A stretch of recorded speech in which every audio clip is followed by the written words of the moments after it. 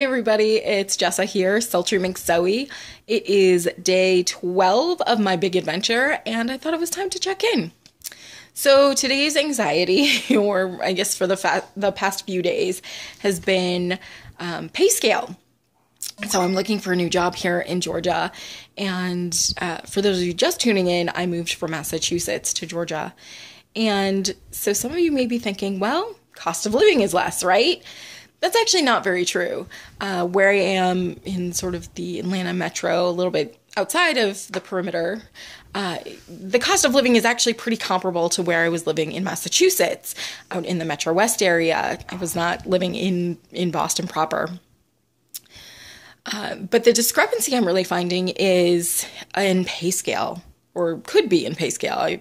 As I said, I haven't really had too much going on there. It's really only been about a week since I started looking for a job. I have had a couple of offers that were really low, and so it's had me thinking, well, maybe my pay scale is too high. And so I had a conversation with my mother, who is kind of amazing, especially when it comes to career stuff. And she reminded me that I should not devalue myself, that all of my years of experience and all of my proficiencies and all of the technical abilities that one wouldn't necessarily associate with some of the positions I'm looking at, and all of my interpersonal relationship building and networking, all of that is an incredibly marketable skill set. And that is an unbelievable asset to a company, and that they need to really appreciate that. And so not to devalue myself. Now, that's not to say that there doesn't need to be a bit of adjustment as far as pay scale. Obviously, if the industry I'm looking at is paying lower than what I'm used to, there needs to be an accommodation for that.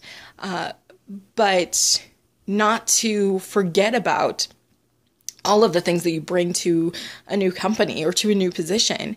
And she was really right. But it got me thinking, generally speaking, do we all know our worth? Do we know what we bring to a company, to an employer, to a project?